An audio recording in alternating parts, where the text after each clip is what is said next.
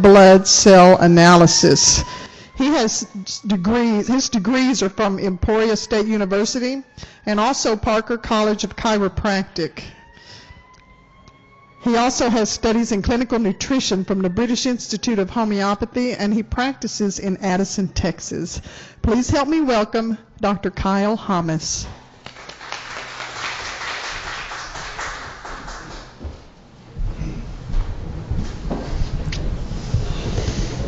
Okay, well, thank you for everyone for being here. Hopefully I can enlighten you with a little bit of information. I'm going to start with a real quick poll. How many of you have had stopped by the booth and had your blood checked?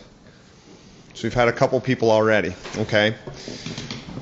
Again, one of the things that I'm introducing is a technology that we utilize in our office as a functional assessment. It's a tool to help screen people for underlying issues that can lead towards many different types of problems. Again, it's called live blood cell analysis. There's over 50 different variations that we can detect in the blood. The blood is referred to as the river of life. The blood obviously is responsible for transporting all nutrients to and from cells, also transporting all waste products and toxins outside of the body. So obviously there's a lot that can be gained through an assessment of the blood and what's happening inside the blood. Of the different variations that we can detect problems with includes the cardiovascular system. There's different things we can detect there. Also including of the immune system. So we can see alterations of the immune system because one of the many components that we see in the blood are white blood cells, which are part of your immune system. Some other variations and things that we can see are liver health. But primarily the number one thing that we use this tool for is an assessment of digestive function. And when I'm working with patients, I'll always educate people to the fact that health starts with digestion. The second that what you eat hits the mouth and what your body does with it is in large part going to determine how healthy someone is or how healthy someone isn't. So I'm going to vary from the test itself because, come and see it if you want to see it. But the best thing is to showing you or giving you an idea of why we see what we do.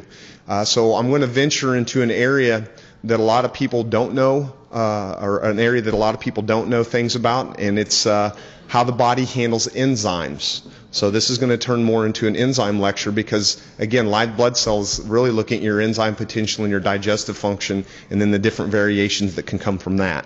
So I'm going to start with the very first type of enzyme that's present, and it's called a food enzyme. I'm going to write this up because it's very important. Okay. As you all know, food in its raw form has something in it that will spoil if it's not kept. It's perishable. It will spoil if it's under direct heat, and it doesn't have a long shelf life or store life. One of the reasons why that is because it has the presence of enzymes. And I use the example of an apple often. Okay, the apple has an outer shell that protects the inside of the apple from light, primarily, and oxygen. These two things will activate your enzymes. So if I take an apple and I take a bite out of it and I set it up here on the podium, what will start to happen to that apple after a short period of time? So when that starts to brown, doesn't it? The enzymes have become activated because we broke the seal. Now those enzymes are very important because that's what helps assist in the digestion of that apple when we eat it. So when we take that apple and we chew it and we swallow it, the first thing that happens when the apple ascends down to the stomach is that there's about a 20-minute preparation time for most food, which means that there's not a whole lot the body's doing with that food at that point in time. What is meant to happen is whatever enzymes were in the mouth, and there are some, mostly they're amylase and other types of enzymes that digest simple carbohydrates, but the food moves into the stomach, and a lot of the digestion should be done before the body has to start with the second stage. So food enzymes are very important. The next type of enzyme that I'm going to introduce is called a pancreatic enzyme. Okay.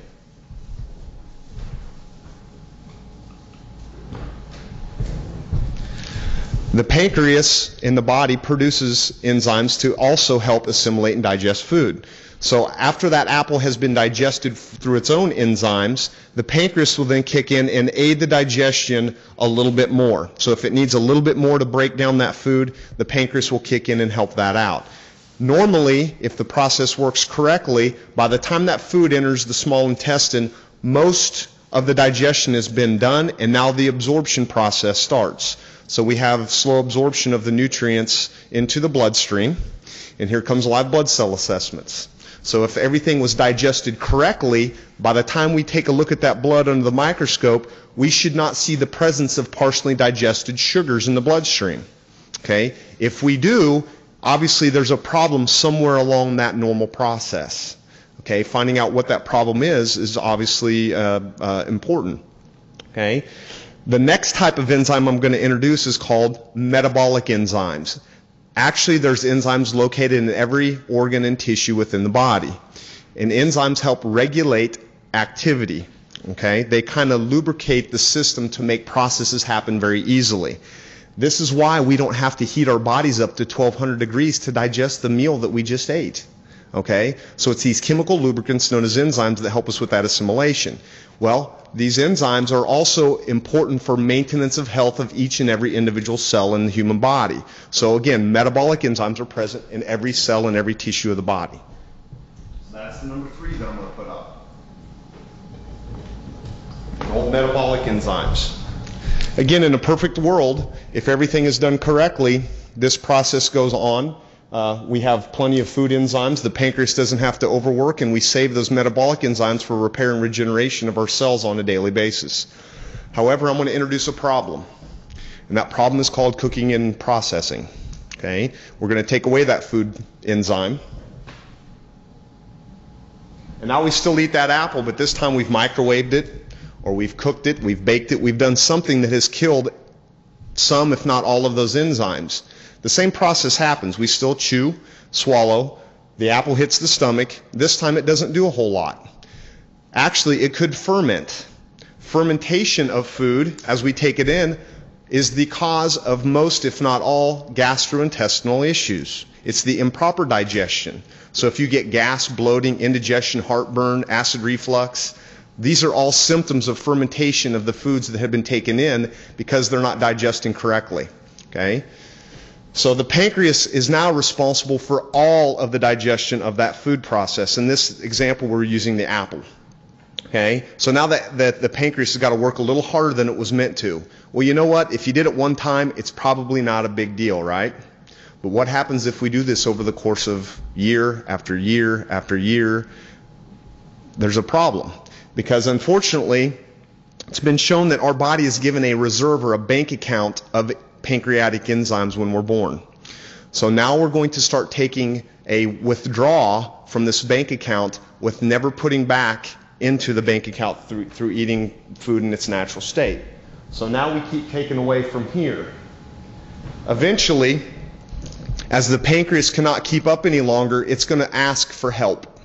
The body is very unique in that it always wants to strive for homeostasis, which is balance. It's a healthy state.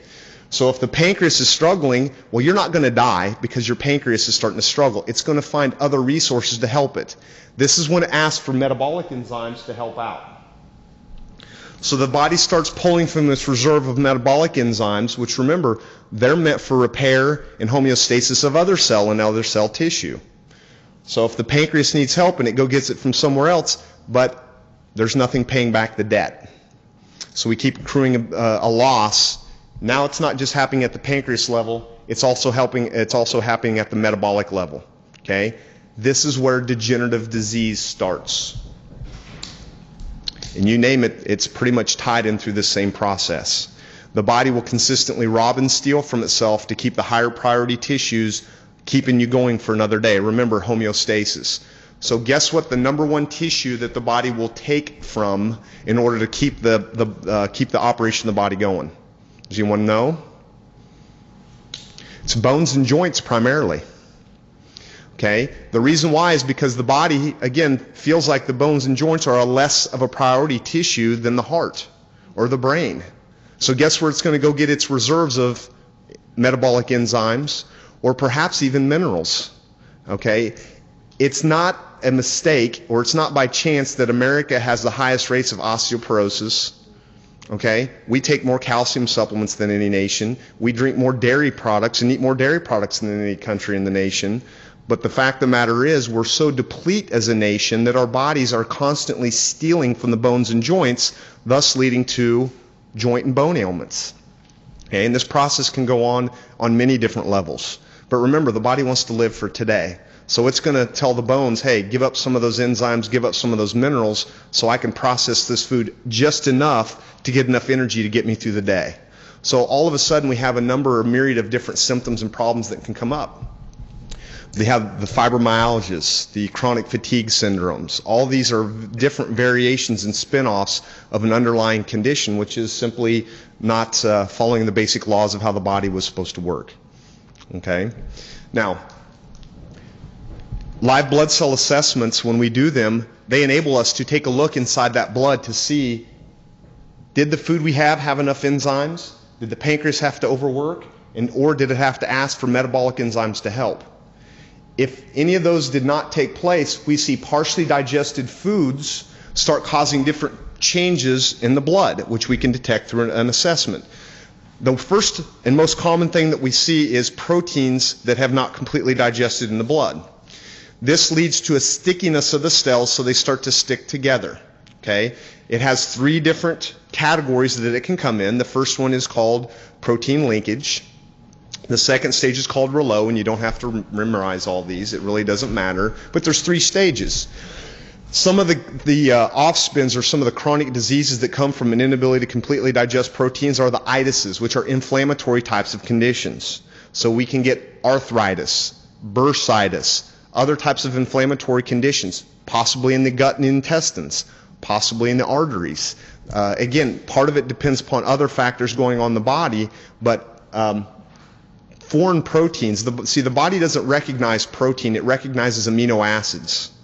And once protein gets into the bloodstream, typically the body will rally to try to break that down, or it causes an inflammatory response. It's not uncommon, and this time of year in Texas especially, allergies are a big deal. A lot of people suffer from a lot of different types of allergies. Well, lo and behold, the underlying reason behind allergies is that it's the proteins in these pollens and molds and things like that that the body does not deal with. Once they're taken into the system, the body creates an immunity or response to that protein. Well, it's the same thing when we don't digest the protein down into its basic unit. The basic unit of protein is called an amino acid.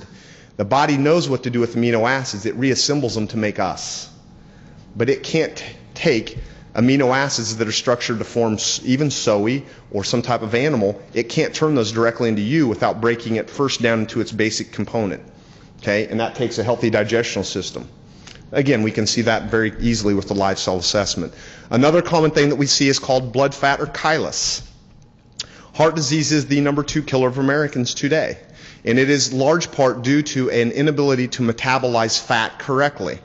So once you've digested the fat, if the liver hasn't been able to assimilate it, if we have lost all of our enzyme potential to digest fat, obviously that fat stays in the bloodstream. If it oxidizes, it becomes very sticky, and lo and behold, we have cardiovascular conditions. Some of the other common things that we can identify with a live blood cell assessment is just simply the health of the red blood cell. This can be done in other types of venues or other types of tests, but we can see if someone is anemic. Iron deficiencies show up. B complex deficiencies can show up because those cells should be all the same size, shape, and color. Any variation from that specifically pinpoints that there's a problem with the manufacturing of the cell, which takes very specific nutrients. Again, iron B complexes are the most common. Also, we can detect I mentioned before we could detect immune system weaknesses. A lot of times when there is partially or undigested foods in the bloodstream, it becomes a breeding ground for infectious organisms. So lo and behold, we can see fungus. A lot of times it's candida, which is a pretty rampant problem that we work with and see through many people, is they have yeast and candida overgrowths. Again, a lot of it can be seen in the blood. Because once you see the partially digested carbohydrates in the blood or the simple sugars that are still in the blood, lo and behold, that's the food that fuels the growth of these microorganisms. We've also detected or saw a number of people that have came through and got checked this weekend with parasites. Okay, another not so fun thing to have. But you can actually see in some instances where the parasite has punctured through the cell. And obviously that's not a good situation. It can lead to a lot of digestional difficulties and many other problems as well. Okay. At this point in time, I like to open things up for questions. To me, that's one of the best things that I like getting a sense of the information that you guys want to hear. So at this point in time, what I'd like to do is simply open it up for any questions to see if I know the answers. I don't proclaim to know everything, but I'll try to give you the best answers that I can. Yes, sir. Go ahead. I have a friend that said that they were diagnosed with a fatty liver, and I've heard that a lot. What is that? It's when the liver, again, it is losing. Let's back up. The liver, its first job is that of a food processor. Most people don't understand the function of the liver. Its primary job is once everything has been digested into the bloodstream, the system carries it to the liver. The liver reassembles things. It's like a manufacturing plant. It reassembles things and sends it back out to wherever the body needs it. Well, a fatty liver simply means that liver has been under such tremendous stress that it's not handling fat assimilation anymore, so the fat simply starts collecting in the liver. And so the liver's, again, under major distress at that point in time. Obviously, there's a number of other problems that are probably going on, or other symptoms that are going on as a result of an unhealthy liver. Okay, we had a question right here. Are enzymes alive? Are they living beings? Yes, they are. There's several different types of enzymes, and I described them up here, but let's talk about, number one is we want to get them from our food first. So we want to eat more raw foods, or we don't want to cook them to death, so to speak. If there's still crunch in the food, there's still some enzymes left. So the number one priority that we'd want to do is eat more raw food. The second thing we'd want to do is, if we're going to cook our fruits and vegetables, we would want to lightly steam them. Okay, light steaming of them with some crunch left still has some enzyme potential. Frozen foods are okay as long as when you prepare them, you don't microwave them or, again, cook them to death. Because when they're frozen, they're holding a large portion of their enzyme potential. That's why when you unthaw them, they still can turn bad. Okay, so there's still enzymes available. Microwaves pretty much kill all enzymes in whatever you're making, unfortunately. I mean, it totally just destroys them almost immediately. The key number, I'll actually back up one step.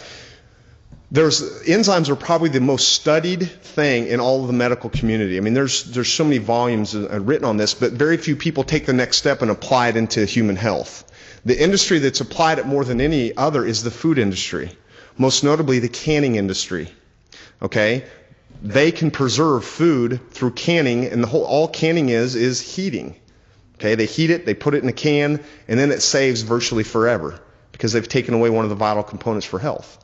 Okay, the dairy industry, pasteurization, all these are processes of heat to kill the enzyme to basically help preserve the food and save them money, so they don't have to transport it and get it on the shelves the next day. Okay, so who suffers?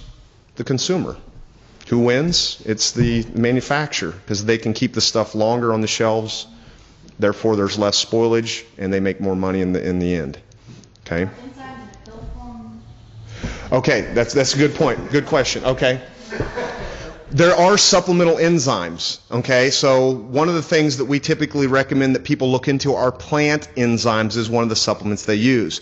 Why plant enzymes? And the answer to that is because they're viable through many different pHs of the body.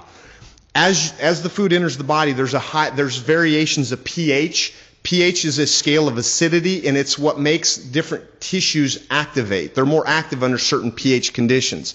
A plant enzyme is active through the entire pH range that is encompassed from the mouth all the way through to the colon.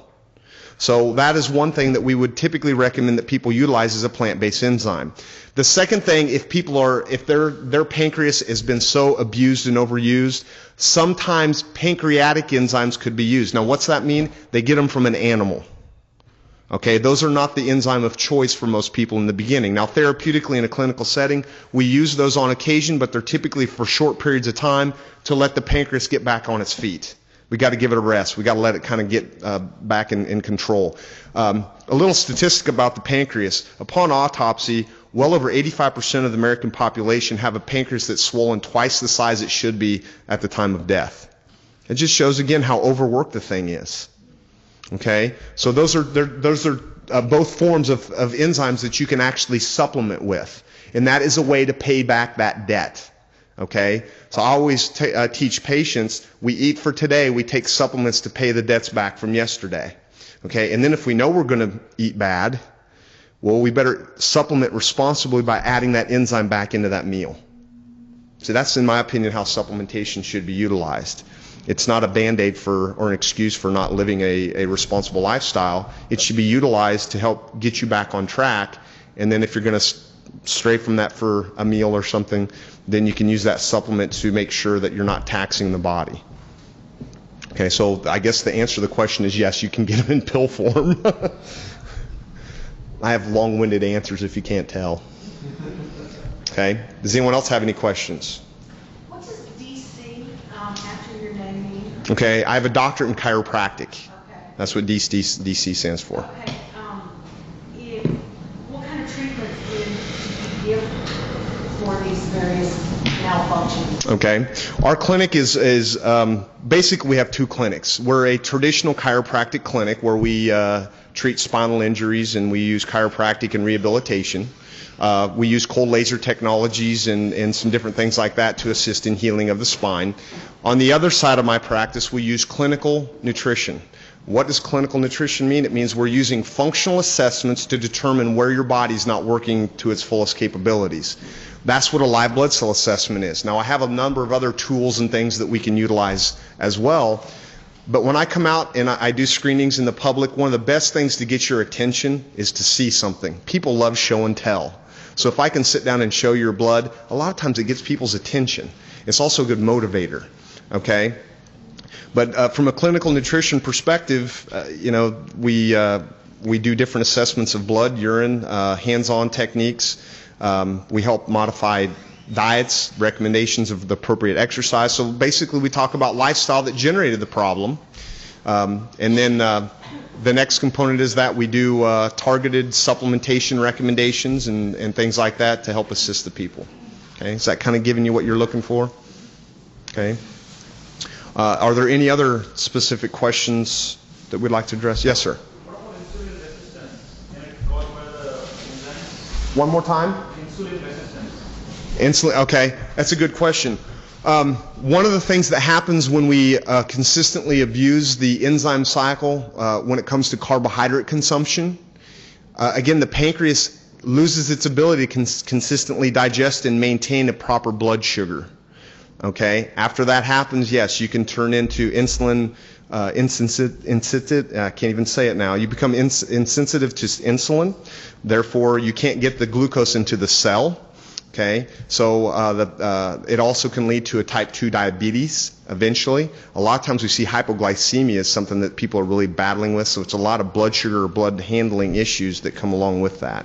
But it's part of the picture. It's not everything. Sometimes we have some mineral deficiency that goes hand in hand with that. Again, most people are aware that chromium chromium and vanadium are two very specific minerals that are necessary to make insulin, make that cell sensitive to the insulin so it can get it inside the cell again. Okay, but enzymes are definitely a part of it. Okay, you got to take the workload off the pancreas. Okay, does that help answer your question? Okay. We've only got a few minutes left. Do we have any other questions? Yes, ma'am. Yes, good point. What I have one of my office staff here, Amber. What we've done is we team up with Habitat for Humanity, and when we come out to these screening events, a lot of people don't know who we are and what we do. So a lot of times we have a pretty good offer. Normally, just a consultation and a hands-on nutritional exam in our office runs $65. Just to kind of get people started. We're offering an opportunity to come into the clinic. If you give a donation to Habitat for Humanity for $20, we'll do that first screening for you free. Okay? So that helps you know that we're here out trying to educate people, let you know who we are and what we do. And then in turn, we try to give back to a very worthwhile charity. We have those flyers up front here at Amber, so if you would like one of those, she can hand one of those to you. We also have a booth inside. Obviously, if you want to get your blood checked, we'd welcome you all to at least stop by, take a look. And we also are doing spinal screenings too if you want to check your spine. Okay. Yes, ma'am. Do you have any healthy enzyme for pancreas? I'm sorry, say again? Do you know any, enzyme, healthy enzyme to help the pancreas work? Right. Typically, a generalized pancreatic enzyme support is what's necessary. You have to understand that there's enzymes specific to each macronutrient. Now, when I say macronutrient, I mean protein, carbohydrates, and fats. So the protein that helps break down, or the enzyme that helps break down protein is called protease. Anything that says ase on the end is an enzyme. So protease is a protein-breaking enzyme. Lipase is a fat-breaking enzyme. And amylase is a carbohydrate-breaking enzyme. Okay, so really it's typically a combination of all the above. That's when we use live blood cell assessment to identify. If we saw nothing but a bunch of fat in the blood, we would target our supplements towards lipase, the fat-breaking enzyme, to help the body pay that debt back. A lot of times we see people with variations of all the problems, not necessarily just one glaring one. So that's the most typical. Okay? We've got 2 minutes, probably time for at least another 1 or 2 questions if anyone has anything else that they'd like to ask. So you said that there a lot of problems show up in inflammation. So From the protein side of things, yes. protein, so if like it's bloated a lot, is that an indication of protein? It could be. Bloated is that fermentation or putrefaction that I was talking about. Remember when the food doesn't digest in a timely fashion like it's supposed to? When that happens, it starts to basically rot inside of our bodies. It's kind of gross, but that's exactly what happens. And that's that bloating feeling, is the fermentation and the breakdown and the gases that are released from that food basically spoiling inside of our bodies. Well, not necessarily just protein. It can be carbohydrates and it can be fats as well. They help us they are very helpful in targeting which one that it might be. Or a combination, yes, absolutely. Yes, ma'am. It's one of the key factors that does, yes. That, and also it creates an acid-alkaline balance, and that can cause inflammation too when we don't have a good acid-alkaline balance. Okay. I'd like to answer more questions, and I'll be happy to at our booth, but she's telling me that it's time for me to go. Okay. I appreciate all of your time. Hope you get a lot of good information. Thank you.